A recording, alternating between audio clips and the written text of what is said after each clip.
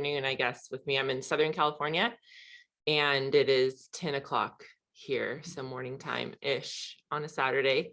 Thanks for that introduction. So I have 3 kids, and I'm in the Down syndrome space because 2 of my kids have Down syndrome. My oldest, Mason, she is 12. God bless. She's going to be 13 in June. And some of you have kids who have been through adolescence, and it is like, I don't even have a word, just a hand motion for adolescence, period. And then you add that extra chromosome to the experience, and it's exciting. Every day is exciting. And all 3 of my kids are adopted. So Mason came home when she was almost 4 months old. And our middle daughter, Truly Star, she has no disabilities, and she's my hardest kid. Just kidding. But sometimes she is a firecracker and so fun and full of life. She's 9. She'll be 10 April 2nd. And she came home at 6 months old. And then our son, August, he also has Down syndrome. He's 7 years old. We got to meet him while he was still in his birth mother's womb, and got to see pictures of him in utero and be at the hospital the day he was born. He came home 2 days later, and I found myself then fully in this Down syndrome space. I started on social media about 9 years ago, right? About a year after Instagram came out, and a friend convinced me to start an Instagram account to share like a day in the life of Down syndrome. And we called it Macy Makes My Day. My oldest daughter, we call her Macy. And we called it Macy Makes My Day. And it was a picture a day, like what it looks like to live with a little girl with Down syndrome. And I started using the hashtag the lucky few, thinking few of us have a loved one with Down syndrome. Those of us who do are very lucky. And it turned into its own thing, and it became our brand, and it's now a full-time business my husband and I do together. We run a nonprofit that is the Lucky Few, with an emphasis on shifting the Down syndrome narrative through storytelling and relationship building, and creating a more inclusive world. So I want to tell you a little bit about my journey into this idea of you are enough, and how I struggle with the truth of that every day for myself as a mom, and just as a human, and for my kids who have Down syndrome. And I'm going to lay for us what I call a foundation of enoughness, a foundation that I've laid in my life that has been transformational for me and for my kids. And I want to start by telling a story. So Macy came home as a baby. Mason was born with a congenital heart defect. She had pulmonary hypertension that was primary. So we knew when her heart was repaired, her pulmonary hypertension would still be there. The doctors said she might live to be 5 years old, maybe 8. She was very, very sick. We were in the hospital a ton, and in the doctor's office way more than we wanted to be. She was on oxygen 24/7 for the first 2.5 years of her life. And she ended up at 2.5. We went in to see her pulmonologist for our normal 6-month checkup, and they told us that her pulmonary hypertension was gone and take her oxygen off. And it was just like shocking, and we were weeping, and it was this miracle happening right before us. And so she's been our little miracle. But as you know, if you are a parent or a caretaker of someone who has Down syndrome, then you know they come into your life, whether through adoption or not, with a list of things to do, like the second they enter your life, right? So here is now all of these resources to help your child be what? That's what I started to wonder as Mason came home. And we did it, right? We had an early start teacher, OT, PT right out the gate as soon as she came home. And then I found myself one day on Facebook, as some of us will do. Those of you who are not on Facebook, good for you. But I was on Facebook digging around, and I came across this protocol. And it was a protocol in which you have your child from very early take a bunch of medications and vitamins. And I was digging into it, got really into it. And then I went and saw our pediatrician about it. And one of the things that you needed to do was one of the items on the protocol was Prozac. And so our pediatrician looked through all of it with us. He said, this is something I'm not familiar with. Let me familiarize myself, but Macy will need to see a pediatric neurologist in order to get this medication. So he referred us to a pediatric neurologist. So I got home, the referral went next to the fridge and sat there and sat there and sat there. And it sat there for a few reasons. One is I am not a type A person. I'm like, having to follow up on a referral is the same as like going to the post office. I don't know how people do it. It's just the hardest thing in the world for me to do. It's like such adulting when I've done those things. And so the referral sat there partly because of me, my personality, and also because there was something in my gut that thought, I don't know about this. I don't know about this. And as I dug a little deeper, and Mason was probably, I don't know, 2 or 3 years old, I thought, what is the purpose of this protocol to make Macy less Down syndrome? Like I just started to think, what is this for? Why would we do this? Is that something I want? Like, do I want Mason? Is less Down syndrome even a thing? Like, what are we after here? Okay. And then I never followed through with it. Really, again, mostly because of how hard it is to do an adult thing, like follow up with a referral to a pediatric neurologist, unless it's absolutely necessary. Fast forward, we find ourselves moving. We moved to the LA area, and we're a part of an organization that's a learning center for families who have children with Down syndrome. We're going every week, and we're doing a program for Macy. August was little at the time; he was a baby, and so for Macy, we're doing this program to help with reading. And while she's doing her portion, the parents are in a portion, and we are also learning about ways to help our kids with Down syndrome when it comes to academics and education. And this is an organization we absolutely adore, and they have been so supportive in our life. But as we're sitting there one day, I'm listening to, I don't know, how to help her tell time, or I don't know, ad, or any of the things that we need to help our kids with Down syndrome do. And the woman says something like, and isn't that why we do these things? So our kids can be more like their typical peers. And it was a spark in my head and in my heart. And I almost audibly said, no, I'm not here for that. And Mason was 5. And I thought, Macy is incredible. I want Macy to be Macy. I don't want her to be her typical peers. Macy has Down syndrome. I don't want to change that at this point in life. And it was a moment of total clarity. And I could see the foundation that had been laid so far. Sorry, you guys, my notes just that. Okay, this foundation that had been handed to me with Mason when she got her diagnosis. And it was a foundation that I didn't even realize was handed to me until this moment when she was 5 years old. And it was a foundation of your child with Down syndrome as is not enough. And that was handed to my daughter when she was born. And it was handed to me as her mom. That this idea of our society has decided that people with Down syndrome, as they are not enough. They need to be doing A, B, C, D. There needs to be more. There needs to be that next thing to help them be what? Be better, be less Down syndrome, be enough. And this foundation is so firmly built on societal norms and our systems that we exist in, that it took me 5 years to realize its legitimacy. And it's a foundation that has completely tarnished the true meaning of what it means to be human, of what it means to be enough. This foundation of enoughness, like I said, is handed to us with our children, and we don't even know it. It's handed to us with our loved one with Down syndrome, and we don't even necessarily recognize it because this is what our society is built upon.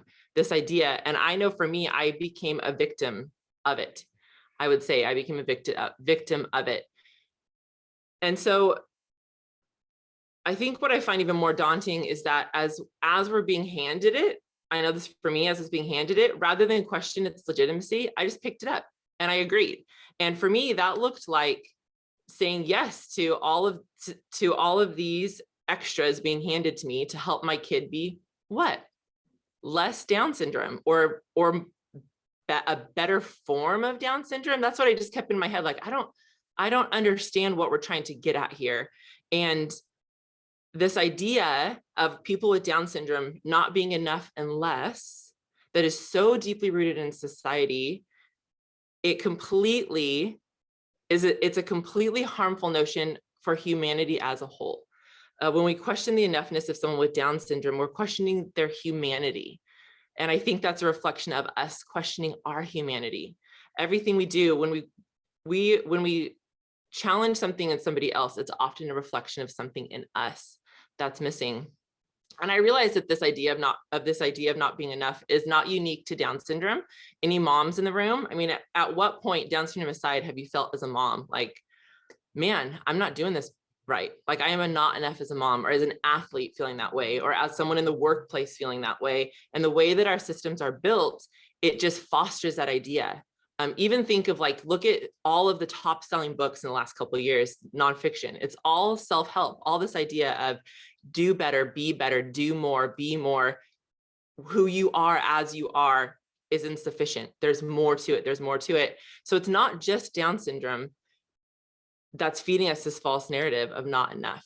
I think I had unconsciously accepted that notion. And what I think is even more wild, I believe when we see something in others, like I said, when we see something in others and we criticize that thing in somebody else, it's often because we see it reflected in us. I think it's a sign that there's something within ourselves that we need to work out. And so, for example, when a person looks at someone with Down syndrome as not enough, or not worthy of life, or not worthy of an equitable space in the world, what that really is a reflection of something missing in their own lives. And this is a whole other talk, right? This is something else that we could talk about at length, but I say it because I have never met a more accepting human being than a person with Down syndrome.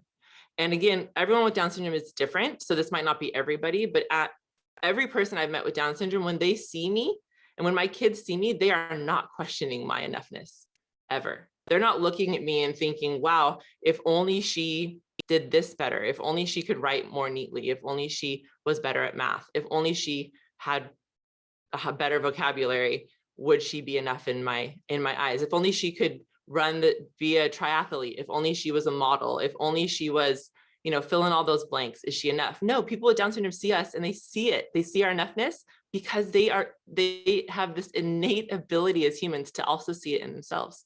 And I think they only start to question it because society is questioning it for them. To say it a little more concisely, people with Down syndrome are living out the truth of enoughness. There is nothing innately in them which questions if they're enough or if I am enough. And this is powerful, and it is a stunning trait in a person. And I feel like we send our kids to therapy. We send our loved ones with Down syndrome to all kinds of different therapy. And I wonder if we need to go to Down syndrome therapy. I feel like that all the time. Like, I need to go to a therapy in which I can be more like my kids with Down syndrome. Where's that therapy for humanity? Where is that therapy? So fast forward to today, and I even today have a huge question mark over my head if I'm doing it right, if I'm enough as my kid's mom. I have found in the Down syndrome space, what I'm finding in the social media space, especially, and not everyone is in that world, and I know that and I appreciate that, but we are living in a time in which people with Down syndrome are being highlighted left and right, and it's amazing, and more now than they've ever been. And you see people like the man Nick who ran a triathlon, and you see people who are modeling, and you see people who are working in Washington, D.C. as lobbyists, people have Down syndrome, and people have Down syndrome running their businesses. And all of these things are incredible. They're incredible. But what if that won't be my kid? And I'm not putting a limit on my kid, but your kid, right? What if your kid is not that person with Down syndrome? What if your loved one isn't that person with Down syndrome? And what we're doing then is what society has this norm of not being enough unless you are fill in the blank. Within our own communities, we're comparing our kids to the best of Down syndrome, and I just feel like we need to caution ourselves with that. I think that there's a big exclamation point that I want to like flashing red lights that I want to communicate with our community, in that we can't question our kids' enoughness within our own community by comparing them to what other people are doing. And I think what we need to do there, right? It's not like we should just stop doing all the programs, right? I'm not saying don't do, like, my kids do OT and PT and speech, and we're doing special dietary restrictions that I think are helping with their academics. And we do these things, right? But I think what we need to constantly be asking ourselves is, what is our motive? That's what I ask myself. What is my motive in doing this thing? And when I'm feeling, I'll start to spiral. I don't know if any of you do this who are raising a loved one with Down syndrome, but with my daughter, Mason, who's 12, Mason is 12 and she maybe has 250 sight words. We're working on reading. So she's in 6th grade and her reading level is probably pre-K. Mason is not writing yet. I'm sure all of us in this room are all very familiar with being with growth mindset and putting yet at the end of everything, right? Mason's not writing yet. And I see her peers with Down syndrome doing these incredible things. And I start to spiral and I think, what have I missed? What are we not doing? Where is that thing? I need to find this doctor. Do I go back to that protocol from when she was a few months old, or when a couple years old? Do we go back and try that? And I have to bring myself back to, what is my motivation for that? Is my motivation so that Macy will be her best self, the best person that she is, or is it so that she will be like someone else? You know what I mean? Like, is it so that she'll be more like this person who has Down syndrome, who's doing this great thing, that now in our own community, we're comparing ourselves and saying there's now a best way to have Down syndrome, which is a complete false narrative. And so what we need to do, and what I'm learning to do in my own life, and it's a discipline and it's something I do every day and sometimes every hour and, sometimes every minute, is, what is this foundation that I've laid in my life? This foundation of enoughness that we've put as foundational in my life. And at the end of the day, with Macy and with August, with my kids who have Down syndrome, with my daughter without Down syndrome, with myself, with my neighbor, with the person who I disagree with politically, am I able to see their innate worth and value on the fact that they have breath in their lungs and a heart beating in their chest? Do we need more than that to say that somebody has worth and value? Is somebody's worth and value based on more than that? And the thing that my kids with Down syndrome have taught me is this truth that I hold so tightly. No, we don't need more than that. My kids with Down syndrome and people in my life don't need more than the breath in their lungs and the heart beating in their chest to give them innate worth and value as a human being. We need nothing more than that. So I think as we move forward and as we go and as we talk together this morning, and we're all going to hang up this Zoom call, and the truth is that we probably all have at least a dozen things next week to help our kid with Down syndrome be fill in the blank, right? Like, to help them to be their best version of themselves. And I think what we need to make sure that we're doing is that we're not allowing ourselves to compare our kids to another person. And we're not believing in some societal norm that has us questioning our own value and has us questioning our own kids' value.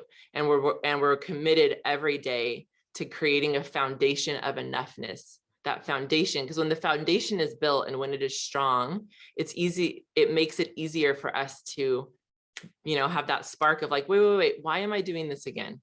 Am I questioning my ability as a parent, as a caretaker, as someone who loves a person with Down syndrome, my ability to love them well and to bring them up the best that I can? Am I questioning their humanity?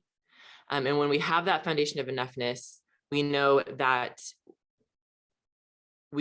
that little spark will happen in our brain faster, and we're able to understand and see more fully the complete humanity and the enoughness in ourselves and in our kids with Down syndrome.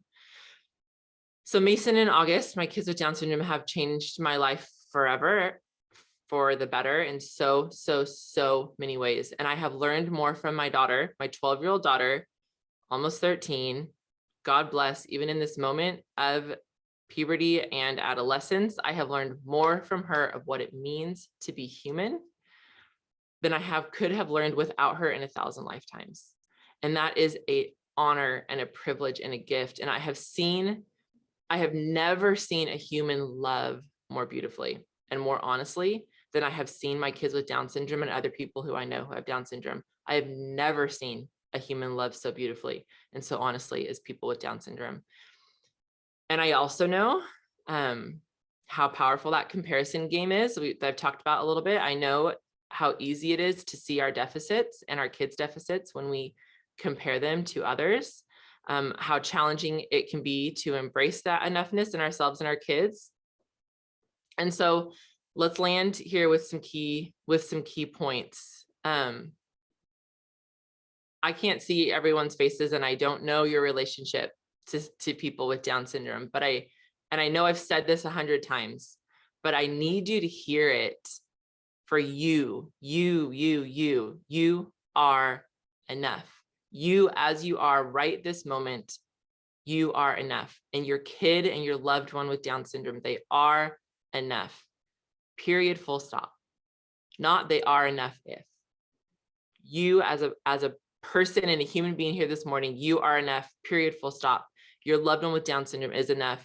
Period, full stop. They have value and worth measured by the breath in their lungs and the heartbeat in their chest. Period, full stop. And I know there's always going to be room in us and our kids for growth and progress. And I believe every single moment of every single day is an invitation to show up, seeing our kids and ourselves as enough. And that growth and that progress that we're all working towards, when we have a foundation of enoughness and we're working on growth and progress, it's just going to enhance our collective humanity. It's going to make us better individuals, but it's going to make us better as a collective as well. And so this is the end of the talk. You guys, one thing that I'm really, really bad at is ending a talk. I just always say the end. It's something I try to work on as a speaker, but I don't know where any of you guys are at today. Those of you who have your cameras off, do you want to turn them on?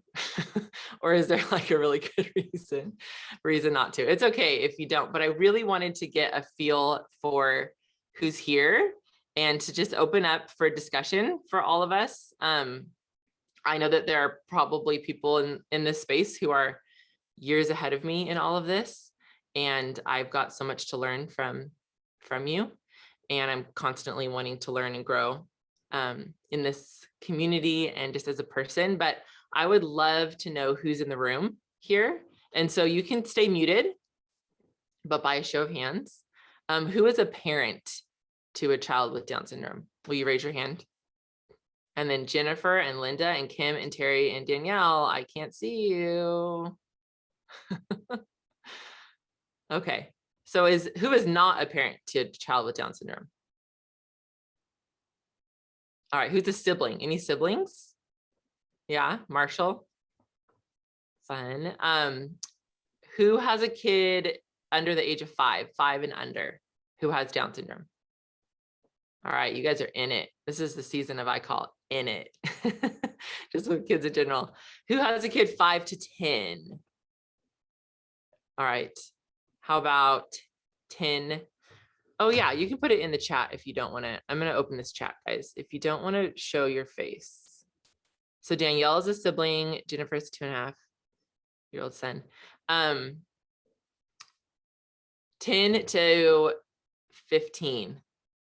Your sibling or your loved one, your child with Down syndrome, 10 to 15 years old. All right, over 15. Some adults in the room. Yeah. How about in their 20s?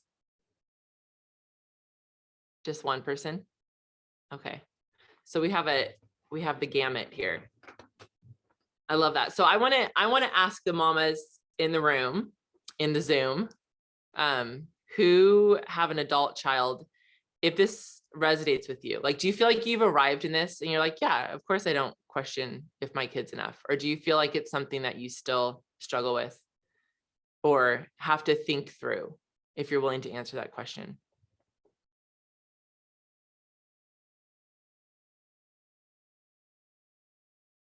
Or anyone can say anything.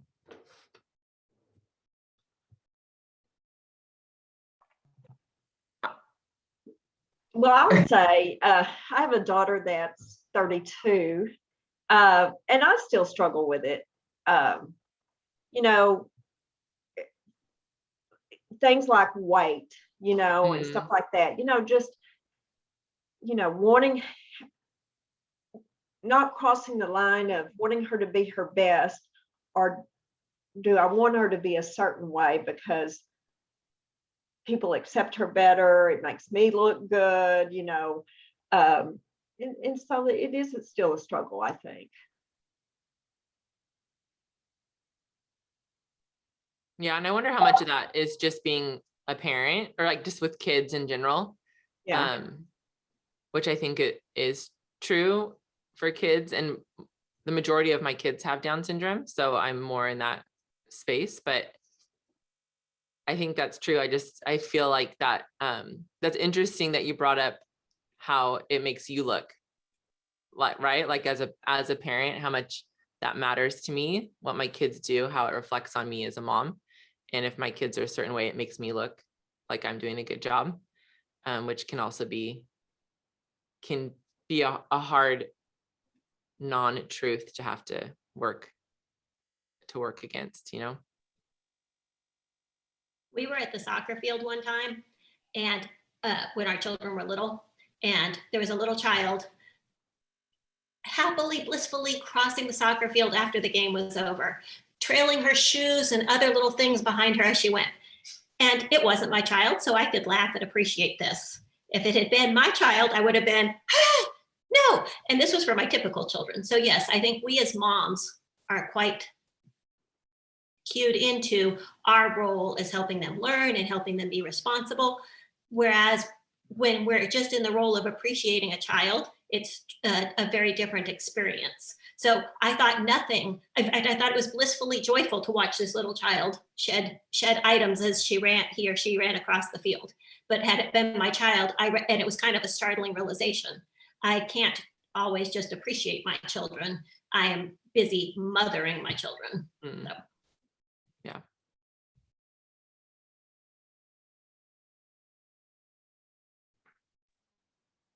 I will say, so so my mother is on this call, so I'm not going to compliment her too much.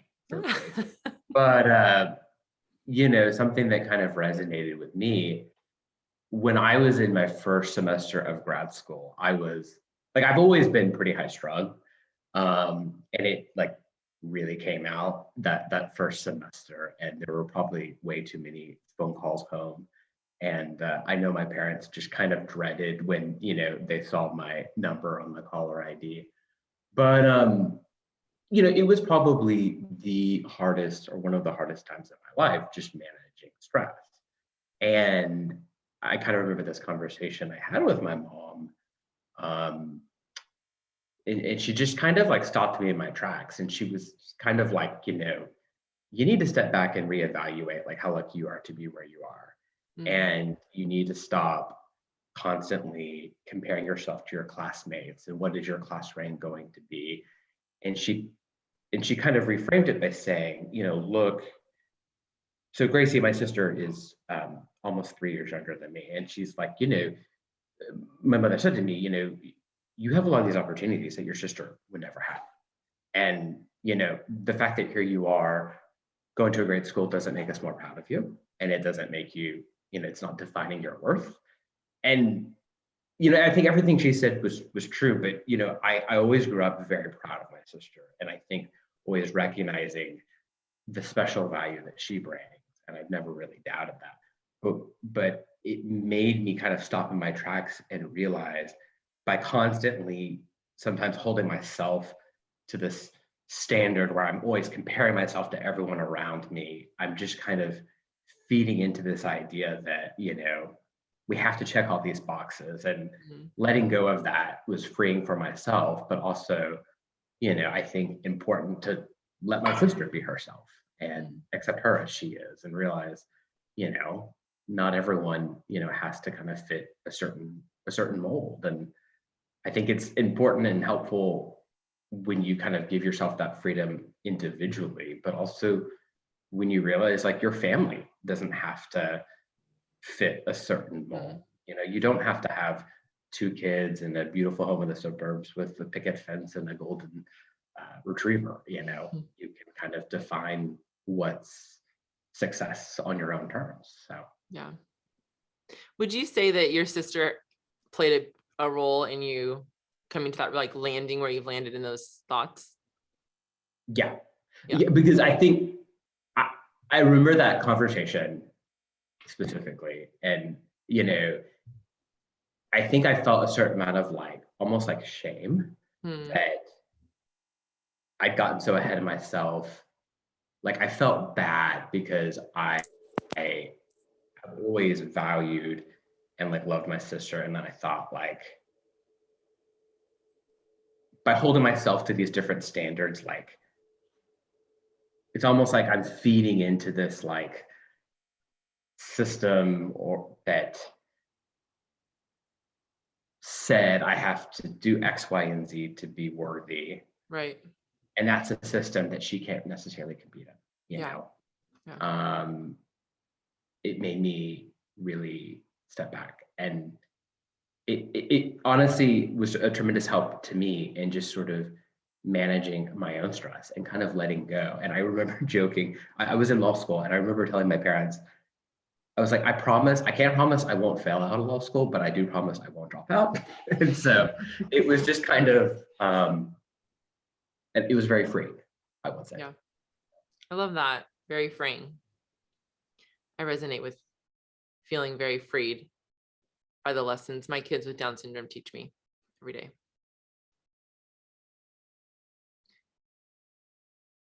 We can do questions, a little Q&A. If you just have a story or a statement or a comment, or I can ask questions.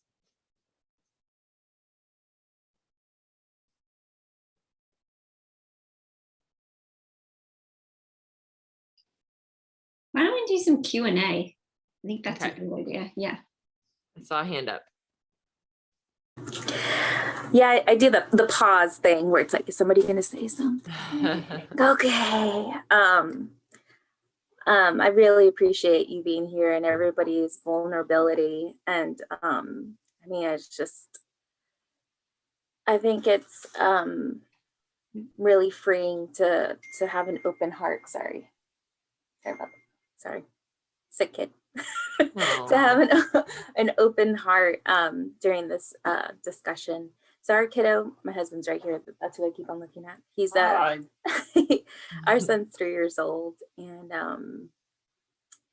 I think we're in this season or I don't know, feels like a really long, I'm gonna call it a season of just trying to figure out, and I think this is in our forward right now, is just managing. Whoops, I hit the mute button. Managing all of the therapists and learning how to take instruction and then implementing.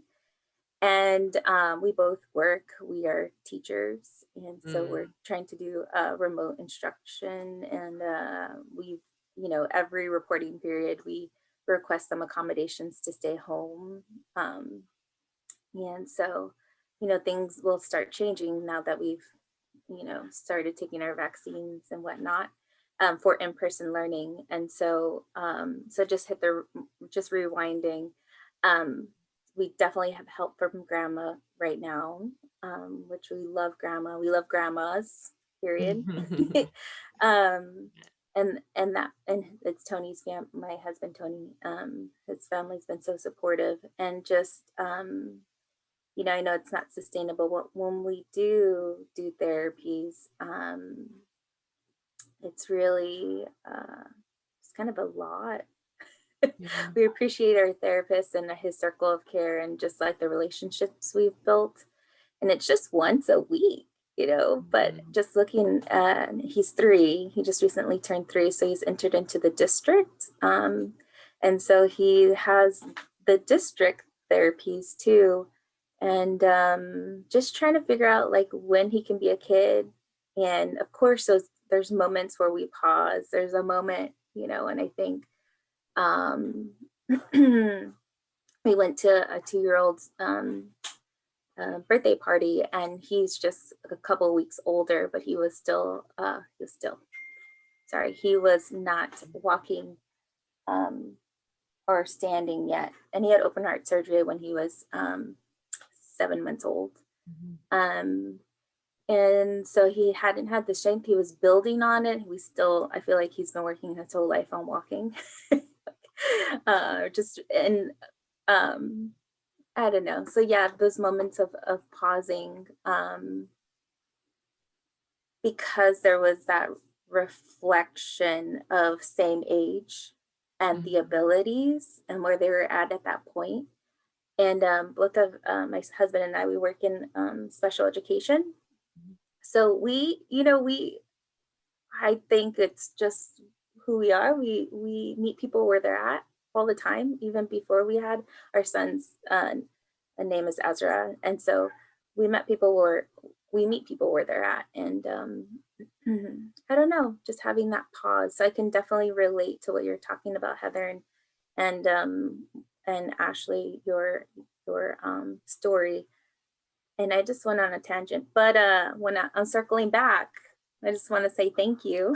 And I just wanted to share, I guess, and just really appreciate it. And I think it's so encouraging when we get together, and this is such a multi-generational group. So I really appreciate it.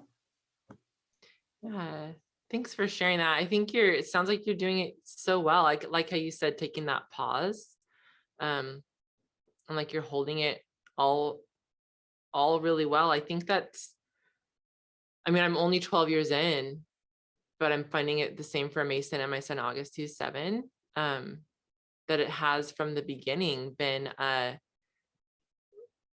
trying to figure out how to make it all work and maintain our mental health and sanity. And why I feel really passionate about this topic is, like I shared when Mason was 5, and everything changed for me.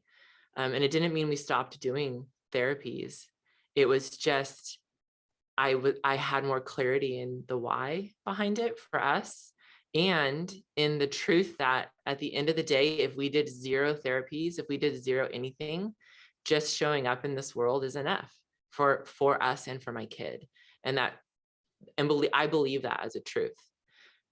However, we live in the world that we live in, and it is a constant battle. It's a constant battle for me. And I'm sure people can relate. And it sounds like you're saying this a little bit too. And also, just to pause real quick and say, those first 3 years are so intense.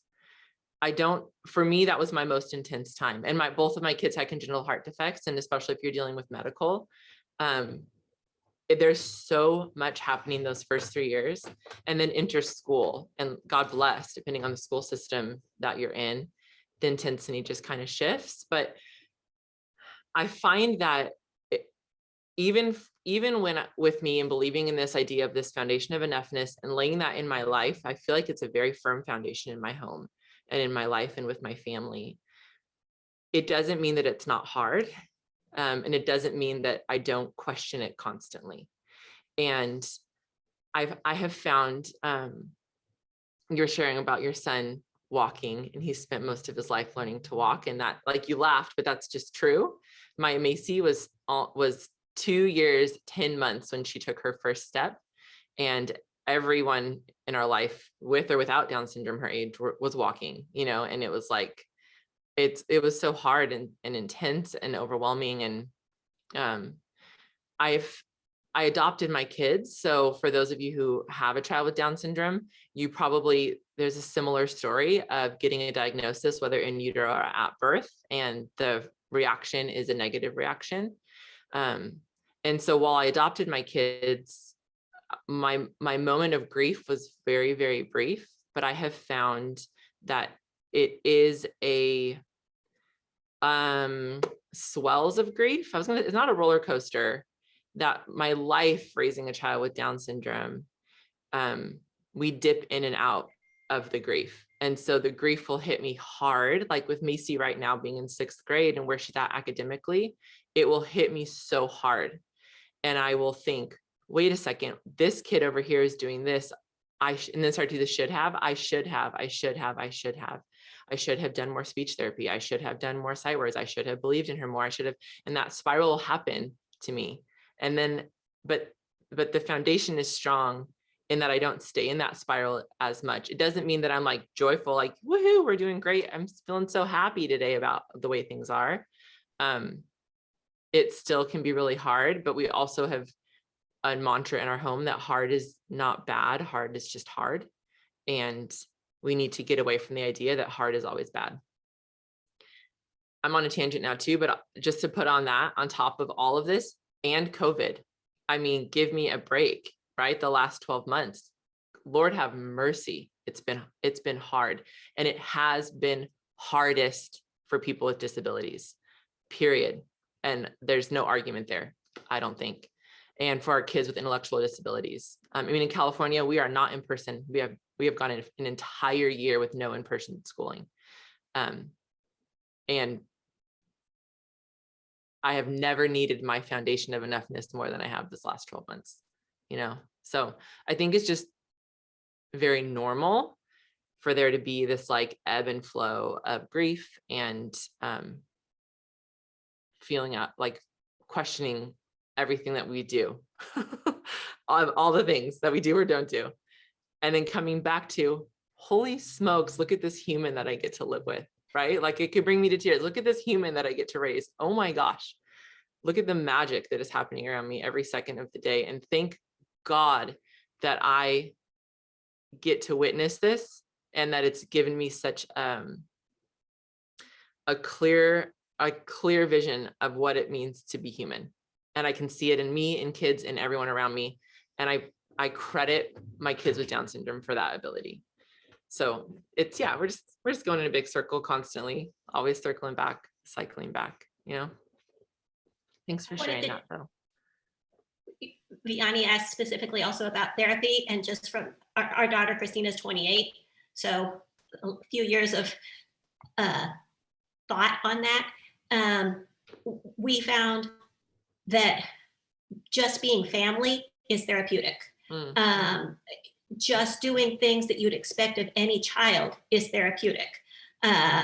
You know, folding your own clothes when you're 4, or not folding them, but your mom's folded them, you put them in your drawer. Then when you're 5, you maybe fold it messy, but you put it in you fold it and then put it in the drawer. And then when you're 7, you're responsible for folding all the things rather than just maybe a couple of the things. But just putting the forks and knives on the table, just being family is an enriching environment if you break it down into the components that are therapy. With that said, we did therapy, occupational, physical, speech for years, but we would get burned out and tired. So we found the happy medium by being all of one and all of the other, going, oh my, we did too much of this, go down, do this. And now we're on the other side, the other curb. So we're doing the continuous. So we found the happy medium by lurching between extremes, I think is really full confession.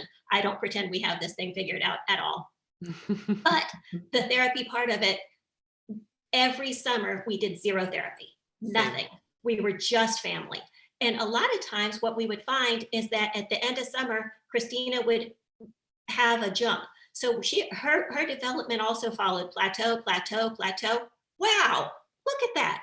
And sometimes I kind of wondered if it wasn't the backing off of inputs that gave her body and brain the chance to just be and for it to just catch up. So to us, it was a family requirement that summer was no therapy. So for what it's worth, I throw that out there. You're absolutely in good company. All of us have struggled with this and continue to struggle with balancing everything. But Christina and Gracie, Kim's daughter, Marshall's sister, are roommates and have lived by themselves for 6 years as part of a program called AIM. So, I mean, at least, and Christina loves being that independent. So I think the inputs helping her achieve certain things and being able to achieve some level of independence or a high level of independence were important, but also backing off and just letting them be. And Kim and I will still consult with each other. Do you think we ought to intervene on this, or should we just let them figure it out? And it's still an ongoing discussion. So it's not as though at any point we have all the answers. We don't, and I'm not trying to pretend that, but feeling free to laugh at that, humor, that's the other thing that's huge. Going, oh, well, we didn't figure it out. I mean, it's just whatever it's going to be is going to be. So, and enjoying it enough. Yes, exactly what Heather's saying, enough. And sometimes that can just be with that sigh of enough. It's wonderful. This is enough. They are wonderful as they are, and what we can provide. I'm done. Sorry, I ramble. I like That was you so said- good. Thank yeah. you. We took summers off too, always. And I would also, once my kids were in school full time, we would have moments where I knew they were getting OT and PT and speech at school. And so I would take off like 6 months during the beginning of the school year or the end of the school year, just like they're getting it at school. And, you know, I also, for all three of my kids, I only let them do one extracurricular thing because I can't do more than that. So they get to choose one thing. That's just a personal parenting thing that we've done in our home because of our capacity. So. And I did the same thing. And I think it was more for my sanity as much as anything. It's just having that block of time of not having to go to therapy. So. Yeah. And I used to say, you know, just because my child starts walking at 3 or 4 doesn't mean they're going to walk better than somebody that learns to walk at 1, you know? Right. I think this is really helpful for us, for DSACT staff, to hear you guys talking, because, you know, we're always trying to provide, you know, whatever is like best practice, but also understanding that everybody's parenting skills are different. You know, I mean, we've all heard of like tiger moms or helicopter parents, you know, and it's really important for us that we not kind of inadvertently position any of that as the best way to be. So I love hearing these messages from you guys of you know, enough, rest, balance, not having to go all the time. That's helpful for us too, as we think about like the programming and the supports that we can offer you guys.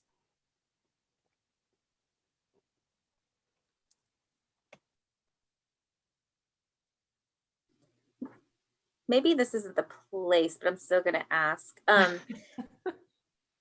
When you guys took off, how was it like your insurance? Or maybe I have to talk to the insurance about it. I kind of, you know, when we went down from the start of COVID, we went from 2 sessions to 1, and that was just STOT. It was just STOTPT, you know, and so yeah.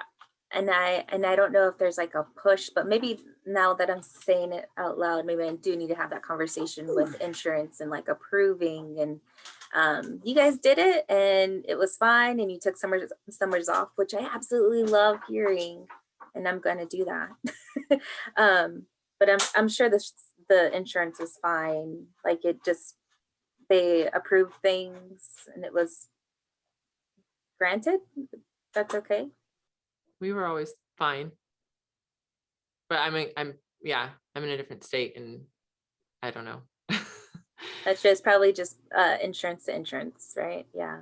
I would imagine so. Ours was now a lot of years ago. So possibly what insurance hurdles we'd have to jump through now would be different than what we did then. But for us, it just meant that the providers weren't billing the insurance companies during those times. So we didn't actually have to have permission to say yes or no to anything. So it worked out fine. And in fact, it saved us money because we didn't have our co-pays for those weeks. So it was nice.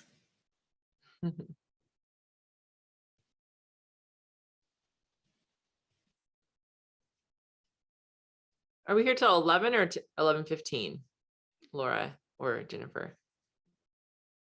I'm sorry, I'm on California time. Yeah, there's doing the math in my head. Oh, sorry. 11:15 your time. Okay, perfect. The I just next wanna make 15. sure. Yes. Perfect. All right, what else, guys? I'll answer. I mean, I can talk to you about, we can talk Down syndrome. I can tell you where I got this chair Could you, So, from. hey everybody, this is Jennifer McCaney's camera. We're not turning it off, turning it on because we're doing some other activities at the same time. But my name is Robert. I really appreciate everyone's comments and thoughts. This has been very helpful. So our son has mosaic Down syndrome, just in a little bit of a unique position in a couple things that I wanted to chat with everyone about is one, we have an older boy too. So our youngest with mosaic is 2.5 and our oldest is 5. And one of the questions that we've kind of been talking about and kicking around is like, his Down syndrome is not as visible, but it's certainly present, if that makes sense. Yeah. So it's almost like I guess the question really is how do we integrate that his story with our oldest is kind of one of the questions. And then the other question is that I have is, how do we, and I know this goes for any person and any child, but how do we push him in a way, and push really isn't the right word. It's Saturday. Encourage is the right word. Encourage him in a way that challenges him, but also knows that, as he compares to his older brother, that, he just might, and it's okay, he just might not be there at that same age. And so kind of maybe walk through that second question. And if you have any thoughts on the first question, that'd be really helpful. Yeah, because we want he has, I guess at the end of the day, I want to make sure that he has good self-esteem, if that makes sense. Yeah, and I'll let I would love to hear from some of the parents who have some older kids to this, but my first thoughts are, again, exactly just what I'm sharing. When you have that foundation of your child is enough and you're just going to embrace him as he is. I think that our kids, no matter whether they have a disability or not, they want to know, like, am I valued? Do you see me? Do you love me as I am? Do I need to be more? So just like when we just say, we will love you as you are and fully embrace who your child is, where they're at, that is, I think that's what we all want as humans, to be embraced and loved for who we are, where we are. And that's, I have found for my kids, it's one of the greatest gifts I can give them is say, I see you, I see who you are, and I love you no matter what, and embrace how they are. That comparison thing, because you mentioned that, the comparison thing with, like you're saying with his older brother, the comparison thing is just real toxic. Theodore Roosevelt said, comparison is a thief of all joy. That's been quoted many other places, but he was the original person to quote that. And comparison will just like snuff out our light and the light that we see in others. And that's just something that we have to constantly be aware of. I think awareness is really important in that regard. And it's tricky because most likely your son with Down syndrome isn't going to be hitting milestones the same as your son without Down syndrome, but also maybe he wouldn't if he didn't have Down syndrome. That's just also the truth, right? Like our kids are all just going to be their own individuals. So really just going back to and fostering this idea of enoughness in you and your kids and your family. Where you're at now is good, and who he is now is good, and embracing exactly who he is. I'm not implying that you're not. I just think that for me has been the biggest key in raising my kids with Down syndrome. My son, who is 7, and my daughter, who's 12, that both have Down syndrome, could not be more different. Our 7-year-old is surpassing our 12-year-old in most academic areas, has in speech, and they're both just these really rad humans. And when I start to compare my daughter and I start to look at some of where she's at as deficits, because my son is doing more, I only start to see it as a deficit when I compare it. And so it goes back to, oh no, Macy, what you're doing is amazing, and she's making progress and she's growing. And that's all we can really ask at the end of the day. Are we seeing progress? Are we seeing growth? No matter how slow it is. And I'm seeing it in Macy in her own unique ways. And I just don't need her to be more than who she is. I just want her to be who she is, you know, and to be her best version of herself. So to some of the veteran mamas, hope that's not an offensive term, to be a veteran mama. I was just going to say, it's interesting that you brought that up. When we were not going to school during COVID, we were doing remote work, and that was horrible. And so we unenrolled and we're doing homeschooling, and we were doing a really good program. And then I would see his progress here. Like he was doing, you know, really well. I felt like, and of course I wasn't comparing him to anyone. I just had him. And so I was just like, wow, look at you. You're reading all these words, you're writing these sentences. And then now he's been back at school for, I don't know, about a month, I guess. And I'm not seeing that progress in person. So, and I know that he's going to, you know, some of his special education classes and working. And so I'm like, what, you know, is he still doing well? Like, I just kind of think about like his progress there, you know, what they're thinking, you know, I'm like, are they thinking he's as awesome as I think? Looking at it. And so it is kind of a weird, you know, situation, I guess, that we're in now.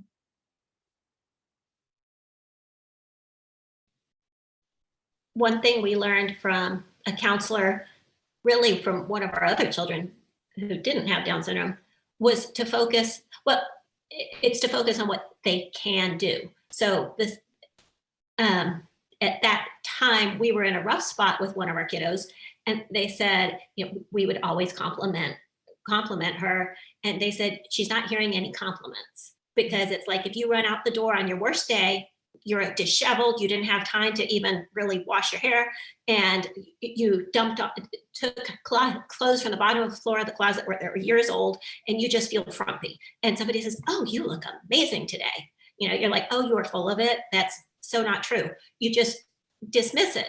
So what she emphasized and taught was to focus on facts. I see you're wearing a pink shirt. I see you're smiling. I see you focused on that schoolwork. Totally neutral, non-judgmental. But I think that works for siblings too, because once we set back and we become neutral observers rather than praisers or criticizers, there's something very liberating for each sibling, because there's not a comparison, there is an is.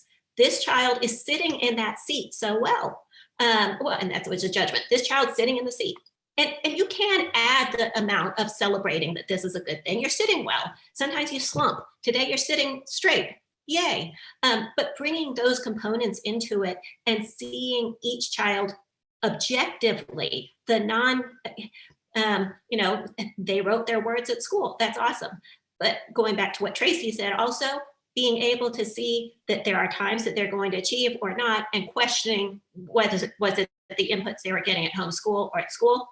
That's sort of a different issue. And it's really good to be asking that question. I would applaud that thinking and delving into, and whether or not they're going to also push. I mean, I think there is something to be said for saying enough, and there's something to be said for pushing. So if the staff is giving the inputs and helping them attain skills, wonderful.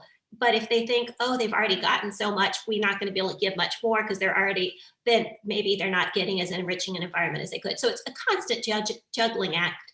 But the sibling thing that Jennifer McEnany and her husband mentioned was, I think, especially a 3-year-old and a 5-year-old, the 3-year-old's going to be a while before they say, why is sibling doing this and not me? Yeah. Christina's biggest thing was the driving, and it still continues to chafe that she can't drive and her siblings can. And when we say, and I realize also we'll say, well, you have Down syndrome. It's not unusual for somebody who has Down syndrome not to drive. Well, she doesn't care to hear that that's the reason. What she wants is to drive. And in fact, that makes her hate Down syndrome, right, if I tell the truth. And so if you asked her if she wants to wave a magic wand and take away this silly Down syndrome thing that keeps her from driving like her sisters do, or, you know, shooting the basketball like LeBron. It's an odd mix for her. She thinks she can shoot like LeBron, and she's got a basketball game like LeBron. On the flip side, she's not playing in the NBA yet, like she really thinks she should. So, and maybe Down syndrome's responsible for that. So it's an odd mix in her mind of these things. But if you asked her if we could remove the Down syndrome of it and you could do X, she would like that. But being able to say, it's not, okay, so it's not Down syndrome. It's, I cannot retain things the way a lot of people can. I don't have that memory, ability to memorize and remember data. So I would love to be able to, the following 18 things, but I don't have the brain for that. So all of us, her dad can't play in the NBA, even though he loves basketball. So he doesn't have the skill for it. So all of us also have disappointments to understand. And it's not in comparison to a sibling. It's just, we have strengths and weaknesses, but keeping it objective is helpful. And also just appreciating we're all, with or without Down syndrome, have things we're good at and things that are struggles for us. Yeah, that's a good word. That was really excellent. Thank you, Heather and Ashley. Really appreciated that. Great advice. Someone just wrote in the comments, Terry just signed out, and she said, those of you with little ones, enjoy them. And that is such a good, simple word, because like we were saying earlier, those first few years are so intense, and you're holding all the, especially if like for first time moms, when their first kid has Down syndrome, I'm just like, so much of this is just a first time mom thing. Being a first time mom is so wild. And then you associate the Down syndrome to all that. It's like, it's hard to know which is which, but those first few years are so much input, and you're inundated with all of this emotion and your own grief, and then your kid's not doing what every other kid is doing, and the amount, right, whatever it is, like the amount that kids progress in the first 3 years of life is like more than whatever the rest of their life combined. There's something scientific there. I don't know. I didn't make that up. But enjoy your kid, like enjoy that baby, enjoy that little one, just hold them and love them and enjoy them, because it goes, everyone knows this, it goes so fast, and it can feel so overwhelming and so hard. So just take a moment today, if no other time in the rest of their infancy or toddler years, like they're just so little and squishy and floppy and so cute. Just hold them and love them and enjoy them. I think we can say that for all our kids, but those little years they're just so sweet. And it's a lot too. I want to share something, and then I can stay as long as people want to stay, but I know people need to leave. But I want to share with you guys, and I think it ties into a little bit of what we're talking about. The project that the Lucky Few is, we're going to be launching it on World Down Syndrome Day, along with 100 other Down syndrome projects being launched on World Down Syndrome Day. That is called This Is Down Syndrome. You can go to thisisdownsyndrome.com. I'll put things in the comments here before we leave. And on Instagram, if you're on social media, it's This Is Down Syndrome with periods between each word. This is down syndrome. And what we have found in this Down syndrome space, as people working in this space, is that if you type in Down syndrome in a Google search, you're going to come up with a lot of the heavy hitters like Global Down Syndrome, NDSC, NDSS, DSDN, organizations that have changed the face of Down syndrome as we know it. I mean, the work that they are doing within health, education, within legislation, it's phenomenal work. And what I have found over the last 10 years or so, when I'm interacting with people in the Down syndrome community, is that feels really important, especially people with a new diagnosis, whether it's a parent or a sibling or a grandparent, or even like aunts and uncles and cousins that are finding out they're going to have someone with Down syndrome in their life, is they want to see themselves in the story. Like, where am I? Can I even see myself as a person living out this new reality? So what This Is Down Syndrome is it is a storytelling outlet. I was going to say machine, but that sounds so harsh, where we are going to be capturing stories about Down syndrome and sharing them in a variety of ways. So it's a person with Down syndrome, but we're also going to hear from their parent or their friend or their roommate or their coworker or their sibling or their grandparent or their aunt. And we're going to highlight those stories. It's going to be like 200 to 300 like quick little snippets of a story that's not necessarily a diagnosis story. It's like a moment in which Down syndrome impacted you or shaped you, and post beautiful pictures. And the goal is this year, we're going to do 121 stories, and to create an archive where anybody who has a new diagnosis or anybody who meets someone for the first time, like an educator, they can go to thisisdownsyndrome.com and they can look up like educator, and they can find all of the stories that educators have told about Down syndrome, and they can see themselves in the story. So that's something we're working on right now. We are just logistically, our first, I'd say 50 stories are out of Southern California where we are. But we would like to be able to tell the goal is for it to be global. And we'd love to come to Texas and set it up with you guys. So if you feel like that's something that you would love to do, you can visit the website, you can submit a story. And we're hoping to travel with it this year and to come with a photographer and do photo shoots. That's what we've been doing here in California. And we just want everyone, we believe that at the Lucky Few, we believe that storytelling has the power to shift narratives, that it is the key to relationship building, and that relationship is the key to change, to see the changes that we need. And so we want to tell the stories really well and truthfully and beautifully, the ones that all you guys are living out. So if you want to participate, you can do that.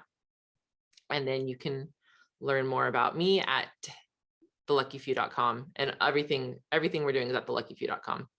And I have a children's book coming out, my first one ever, June 29th, called Different, A Great Thing to Be. So you can pre-order that now.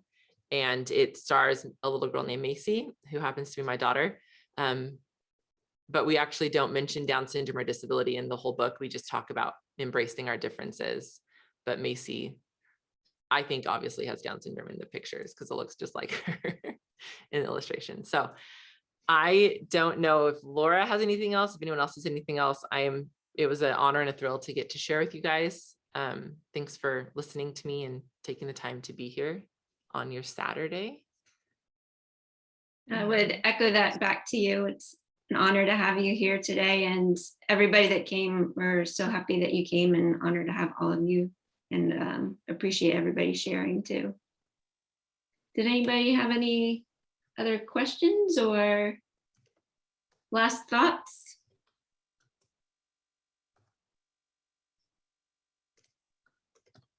Thank you, everyone. Yeah. Well, I hope everybody enjoys their Saturday. Be safe, and we'll hopefully see you soon. You are enough. That's right. Thank you, Heather. Thank you guys. Have an awesome rest of your day. Thank you. Bye-bye.